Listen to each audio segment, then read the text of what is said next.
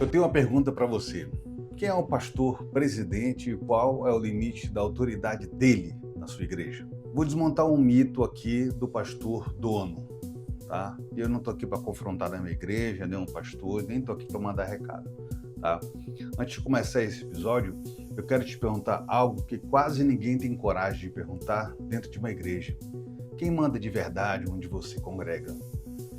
É o seu pastor? Tem uma diretoria? Tem uma assembleia? Tem um estatuto? Ou ninguém sabe, ou até mesmo você não sabe. Mas na realidade, não fico preocupado com isso. A maioria das pessoas ou não sabem ou respondem errado. E é exatamente por isso que tantas igrejas entram em conflito, se dividem, inclusive, perdem patrimônio e acabam dominadas por quem nunca deveria ter tanto poder. Bom, meu nome é Elito Muniz, eu sou do canal Sistema Decodificado, sou filho, neto, sobrinho e primo de pastores da Assembleia de Deus, músico por muitos anos, e aqui nós falamos com clareza e coragem tudo aquilo que ninguém explica, mas que todo cristão deve e deveria saber. E hoje a gente vai desmontar um mito que já destruiu igrejas inteiras, e o mito é o mito do pastor dono de igreja, né? Mas vamos primeiro para a Bíblia, né? A minha Bíblia aberta aqui, e a Bíblia diz o seguinte: apacentai o rebanho de Deus. O rebanho é de Deus, e não é do pastor. E também diz: não como dominadores sobre a herança de Deus. O que significa isso? Significa que o pastor lidera, mas não domina, preside, mas não possui, cuida, mas não governa sozinho. Mas se a Bíblia deixa isso tão claro, por que tantas igrejas tratam o pastor como se ele fosse um dono? E a resposta está na parte que quase ninguém estuda. Pouca gente sabe, mas existe um documento que manda na igreja, e não é o pastor, não é a diretoria, não é a convenção. Existe um documento que é chamado o Estatuto da Igreja. O Estatuto é a constituição da igreja. É ele que define quem é o pastor que preside, até onde vai a autoridade dele e até onde termina. É o estatuto que diz quem pode votar, quem pode ser votado, como a igreja administra o seu dinheiro, como protege seu patrimônio, como escolhe sucessor pastoral, como tira alguém do cargo e como coloca alguém dentro de um cargo. Se está no estatuto, tem que cumprir. Se não está no estatuto, ninguém pode inventar. O estatuto manda mais que o pastor, mais que a diretoria, mais que a convenção e mais que a tradição. E quando a igreja não conhece o estatuto, qualquer pessoa forte o suficiente pode governar sobre ela. A maioria dos estatutos diz que o pastor presidente pode conduzir espiritualmente a igreja, ensinar, orientar os ministérios, convocar reuniões e representar espiritualmente a igreja.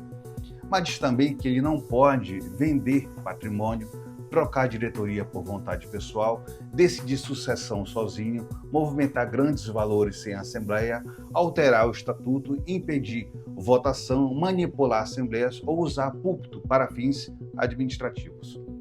O pastor tem autoridade espiritual, a igreja tem autoridade administrativa. Uma não anula a outra, mas uma nunca deve atropelar a outra. E por que essa informação ela é tão importante e por que ela precisa ser falada? Porque ela protege vidas, protege ministérios, protege famílias, protege patrimônio, protege o testemunho da igreja diante do mundo. E por que algumas pessoas desconsideram tudo isso? Porque dá trabalho estudar. Porque a tradição pesa mais que a verdade. Porque muitos confundem a submissão espiritual com o silêncio administrativo. E porque alguns acreditam que sempre foi assim, então não precisa mudar, não vamos mexer. Mas quando essa informação é ignorada, sempre acontece a mesma coisa. A igreja se perde, o pastor se desgasta, a diretoria ela desaparece, o improviso vira uma regra e o caos se instala praticamente.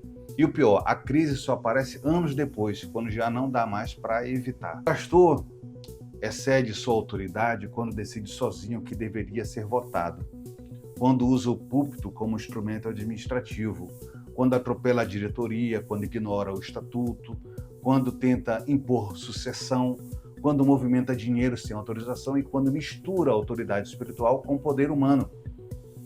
Às vezes por ignorância, às vezes por cultura, mas às vezes por abuso. A gente viu algumas coisas recentes por aí. E quem paga o preço é a igreja, tá bom? Se esse episódio trouxe clareza, maturidade e paz, compartilhe essa verdade com quem precisa ouvir. Inscreva-se no nosso canal, ative o sino para receber as novidades. Deixe a sua pergunta nos comentários, envie esse vídeo para 5 pessoas da sua igreja que talvez não saiba responder essa pergunta. E no próximo episódio nós vamos responder a seguinte pergunta: quem escolhe o novo pastor?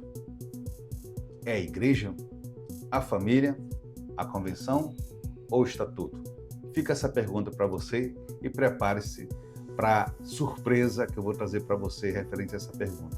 Se você quer entender o que ninguém explica, você chegou ao lugar certo, aqui no canal Sistema Decodificado com Elton Muniz. Até o próximo episódio.